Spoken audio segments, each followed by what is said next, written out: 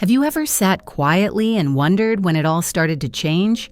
When the phone calls stopped, when your messages went unanswered, when the air between you and your child turned from warm to silent. And no one really explained why. Sometimes it doesn't happen with a big fight. Sometimes it's not a single word said in anger. Sometimes the door just closes quietly, and you're left standing there, holding years of love in your hands, unsure what to do with it. If you felt that soft ache in your chest that comes from not knowing why or how your child could shut you out, I want you to know this. You are not alone. There are so many of us walking around with silent heartbreaks. Birthdays missed, holidays passed in half-empty rooms, grandchildren growing up in photos instead of hugs. And what makes it harder is the feeling that you can't talk about it, that people won't understand, that maybe, somehow, it's your fault. I remember sitting at the kitchen table with a friend, Margaret, whose son hadn't spoken to her in nearly 3 years. It had started with something small, she said, a disagreement about how she handled a situation with her granddaughter. She apologized, tried to make things right, but the distance only grew. She used to check his social media, trying to see glimpses of his life. And one day, she found a post celebrating his daughter's birthday, a big cake, balloons, smiling faces, and not a single call to Margaret. No invitation, no explanation. She looked at me, her voice soft but steady, and said, "I feel like I've been erased." Those 5 words stayed with me because that's what it can feel like, doesn't it? Like you've been erased from the very story you helped create. And no matter how hard you try to understand it, no matter how many times you go over what you could have done differently, the silence remains.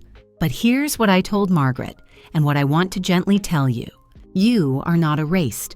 You are not invisible. You are not broken. Even in the absence of your child's voice, your life still matters. Your heart still deserves peace. And you still have the right to live fully. Even with that empty space at the table, it begins not with changing them, but with tending to the quiet wound inside you. The part of you that feels like love wasn't enough. The part that aches for answers.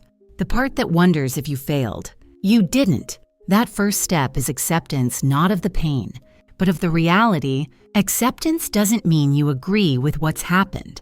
It means you stop fighting with it every single day. Margaret once told me that she used to replay every conversation in her head, every text she sent, every moment she might have said something wrong, but it only left her feeling smaller, powerless. So one day, she did something different. She got up, made herself a cup of tea, and went outside to sit with the morning light. Not to solve anything, not to plan the next apology, just to breathe again. That was the beginning. She started reclaiming little moments for herself, gardening again, walking to the park, saying yes to invitations from friends she'd once turned down. She told me, if my son comes back, I want him to find me living, not waiting. There's strength in that. Quiet, steady strength. And with that strength comes the ability to release blame, not just toward them, but toward yourself. It's so easy to carry guilt like a second skin. To believe that, as a parent, if the relationship breaks, it must be your fault. But sometimes, the distance your child chooses has nothing to do with your love, and everything to do with their own pain, their own unresolved wounds, their own perspective. You don't have to own all of that. You can love them and still say, I am allowed to be at peace even if you're not ready to come back. Peace doesn't mean forgetting them. It means remembering yourself. It means feeding your soul with what remains the sunrise, the kindness of strangers, a good book, the laughter of old friends. It also means choosing not to shrink. There's a woman I met, Chloe, a retired nurse. Her daughter cut contact after a disagreement about inheritance. It was messy, painful, and left Chloe feeling like she couldn't trust her own worth. For months, she withdrew. She stopped wearing color. She stopped attending church. She stopped answering calls. Until one morning, she passed by a mirror and said out loud, I'm still here. That was the turning point. She signed up for a watercolor class. Went alone. Didn't talk much the first few weeks. But slowly, Her hands began creating again. Her voice softened but didn't disappear. One day, she painted a small landscape, a memory of a trip she once took with her daughter. She didn't paint it to make peace. She painted it to hold peace. That's what we all deserve, especially in our later years, not to be burdened with blame, but to live with meaning. Even in the face of heartbreak, you can grieve what's lost without giving up on what's still yours. So if your child has cut you off and the silence feels unbearable, I want you to know this. The silence doesn't define you. Your value is not measured by someone else's willingness to call. Your goodness does not fade because someone has turned away. You're still here, and that means something. There's a silence that doesn't just fill the room, it fills your chest. It's not just the quiet of an unanswered phone call. It's the quiet inside your own mind, where the questions keep echoing. What did I do? Should I have said something different? Maybe if I had been more patient.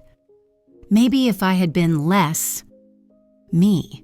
And when that silence stretches out over weeks, months, even years, it doesn't just feel like your child is gone. It starts to feel like you're slowly disappearing with them. But I want to speak to that part of you that still wants to understand, the part that is tired of carrying invisible guilt. Because before we can talk about peace, we need to talk honestly about the patterns that keep us in pain. So many of us, especially those of us who came from harder times, learned early on that love had to be earned.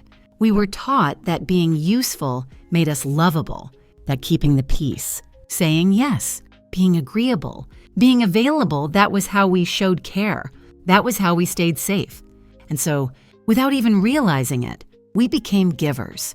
Givers of time, of energy, of help, of forgiveness. And when our children were young, that made sense. That's what we were supposed to do. But no one teaches you how to stop giving when giving becomes survival. When over time, you forget what your own boundaries feel like. When you keep saying yes, not because you want to, but because you're terrified of what a no might cost you, that's what happened to Helen. She's 79 now, quiet, gentle, and the kind of person who bakes too much food just in case someone stops by. Her daughter had always leaned on her for childcare, for money, for help with the house. Helen said yes to everything, even when it hurt. But one day, Helen finally said no. Her knees were swollen, and she couldn't drive across town again. She explained kindly, even offered to help another way, but her daughter took it as a betrayal. That was the last time they spoke. When Helen told me this, her eyes filled with tears. I didn't know one no could erase a lifetime of yeses, but it didn't erase it. It only revealed something painful. Her daughter had learned to equate love with convenience, and that wasn't entirely the daughter's fault. It was something both of them had practiced for years. Sometimes, love becomes so tangled in service that we forget love can also mean truth. It can mean rest. It can mean holding your ground with grace, saying, I love you deeply, but I will not abandon myself to keep you close. That's hard. That's soul work. And it begins with asking a quiet question. Do I still believe I have to be needed in order to be worthy? Because when your child cuts you off, it can shake the very foundation of how you see yourself. If you're not the parent anymore, if you're not the one fixing, helping, giving, then who are you? The truth is, you're still you. You always were. But now, you get to meet the parts of yourself you've put on hold for decades. That's what Grace discovered. She's in her early 70s. Her son stopped speaking to her after a disagreement about his marriage. He felt she had overstepped. She felt she was simply being honest. The cutoff happened swiftly. She tried writing a letter, but got no reply. She cried for weeks, stopped going out, couldn't focus on reading. Her favorite thing. One day, she wandered into a bookstore she used to visit years ago. The owner, a kind young man, said, "You haven't been in for a while." She smiled faintly and replied, "I forgot how much I love this place." She left that day with 3 books and slowly began returning to herself. The words didn't fix her pain, but they gave her something else. Herself, that's the second quiet shift that begins to restore peace, not chasing connection, but rebuilding the inner world you left behind when love became one-directional. You start tending to your own roots. You stop bending toward the unreachable. You begin pouring back into your own soul, drop by drop. Maybe that means saying no and trusting that your heart won't shatter. Maybe it means sitting on your porch without checking your phone every hour. Maybe it means cooking for one and still lighting the candle. These aren't grand acts, but they are powerful ones. Because they remind you, I still exist. I still deserve joy. I still matter even if they never come back. And in that remembering, something subtle begins to change. You don't feel less love for your child, but you stop confusing love with punishment. You stop believing that peace can only come when they change. And you start choosing it for yourself. You begin holding your own gaze in the mirror a little longer, not looking for what's missing, but for what's returning. And when that happens, when your inner world steadies, people feel it, even those who've turned away. I've seen it happen over and over. A parent stops chasing, stops proving, begins living, and slowly, the door that felt permanently closed begins to creak open. Not always, not predictably, but it happens. And even if it doesn't, you are no longer waiting at the door because you've found something deeper. You've found yourself again. There's something deeply powerful that happens when you stop waiting, not out of bitterness, not because you've given up, but because you realize waiting isn't living. It's pausing your heartbeat in hopes that someone else will restart it. When your child cuts you off, the temptation is always to do more, to reach out again, to write another letter, to ask what you can fix. But there's a point where doing more begins to mean losing more of yourself. And that's where healing quietly begins, when you stop offering your peace as payment for connection. Sophie, a former teacher I met at a grief support group, hadn't spoken to her oldest daughter in 6 years. What began as a disagreement over finances became a wall of silence, fortified by time and pride. Sophie spent the first few years heartbroken, rereading old birthday cards, trying to decode every word. She even kept her daughter's favorite mug out on the counter, hoping one day she'd return. But then something shifted, not dramatically. Just one morning, Sophie was making tea and caught a glimpse of herself in the reflection of the kitchen window. Her shoulders were slouched, her eyes distant, and she whispered to no one in particular, "I'm tired of waiting for life to come back to me." That was her moment. She didn't throw the mug away. She didn't slam any doors. She simply turned inward. She started taking morning walks again, rejoined her old book club, let herself laugh not in spite of the pain, but alongside it. And over time, something happened that she didn't expect. The grief stayed, but it no longer consumed her. It softened, became part of her, not the whole of her. That's what begins to unfold when you stop chasing and start being. You become rooted, grounded. You're no longer running on empty, waiting for someone to tell you who you are. You already know. And from that place, something beautiful starts to happen.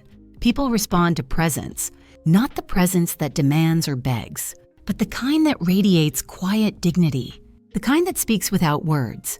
I'm here. I'm whole. I'm no longer shrinking to be loved. When we embody that kind of presence, we begin to shift the emotional dynamic around us without trying to, because when you're no longer emotionally dependent on their response, your energy changes. You become magnetic in a calm, grounded way. Your other relationships shift. Too. Neighbors stop to chat a little longer. Your voice deepens not in volume, but in clarity. You smile more not because everything is fixed, but because you're no longer waiting for everything to be fixed before allowing yourself joy. There's this deep wisdom in aging that no one tells us about. It's not just about surviving the losses. It's about transforming through them. It's about realizing that your worth has never been attached to who stays and who leaves. It's about reclaiming your time, your rituals, your stillness. It's the joy in reading a poem that no one else will hear. It's the pride in cooking a meal for yourself with care. It's the soft strength of saying, I don't need to be needed in order to matter. I once met Ethan, a widower in his 80s, who hadn't heard from his son in nearly a decade. He told me he used to feel shame like he'd failed as a father, but now he tends to his roses, volunteers once a week, has a cat named Henry and a piano he plays badly but joyfully. When I asked how he coped with the ache, he said, I gave myself the love I used to beg for. That stayed with me, because when you stop begging for love and start being love to yourself, to your days, to your breath, that's when peace returns. Not all at once, not permanently, but steadily. It becomes the kind of peace that can carry you through a quiet Christmas, the kind that allows you to smile at an old photo without tears, the kind that lets you say, I miss them without letting that sorrow consume your joy for the sun that still rises each morning. And maybe, just maybe, when that peace grows inside you, it becomes an invitation. Sometimes, after years of silence, children do come back, not because you chased them, but because they felt that something in you changed. I've heard so many stories of phone calls that came out of nowhere, of grandkids showing up with curiosity, of conversations once thought impossible opening again.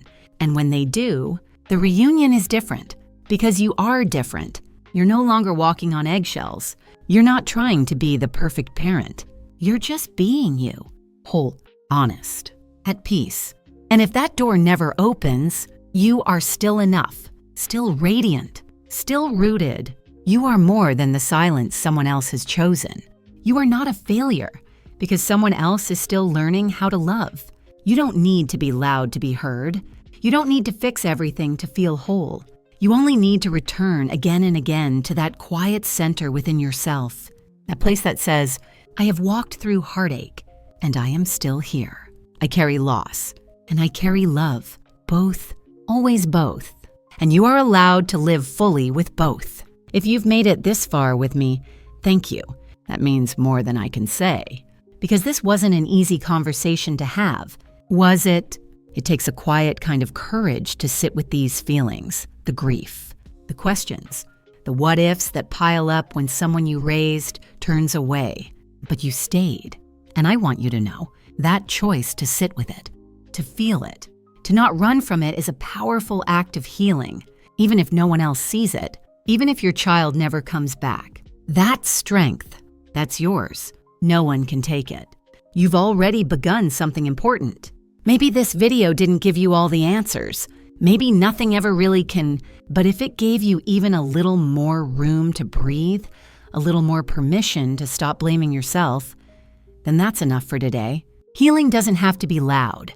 It doesn't need a finish line. Sometimes it's just waking up, making your cup of tea, and whispering to yourself, I'm allowed to have a good day anyway. Sometimes it's lighting the candle. Sometimes it's finally putting the photos in a drawer not to forget, but to stop bleeding every time you pass by. Sometimes it's planting something new, something that blooms for you. If anything I've said here today touched something in you, if it brought you peace, or simply reminded you that you are not the only one going through this, I would love to hear from you. Has your child cut you off? How have you coped with the silence? Was there a moment where you felt yourself begin to return to your own life again? Your story matters. It really does. And not just to me, but to the other souls reading these words, wondering if their pain is just theirs. Sometimes a few lines from a stranger are enough to soften years of loneliness. So, if you feel comfortable, leave a comment below. Let's hold space for each other, even if the ones we love aren't ready to. And if this video made you feel seen just a little, I'd be honored if you stayed connected. Click the subscribe button if you'd like, not because you have to, but because sometimes having a voice in your corner, even a quiet one, can make all the difference. This is a space for calm, for steady hearts, for people who've lived long enough to know that life doesn't always wrap up neatly. And yet, there's still beauty to be found in the undone. You are not forgotten. You are not unworthy. You are still growing, still radiant, still here. Even in this silence, you are not alone. So wherever you are, whatever kind of ache you're holding in your chest today, I hope you take one soft breath right now, one moment to sit tall, and say inside your heart, I am still worthy of peace. Thank you for sharing your time with me. Truly, until next time, be gentle with your story. It's carried you through more than anyone knows, and you are doing beautifully.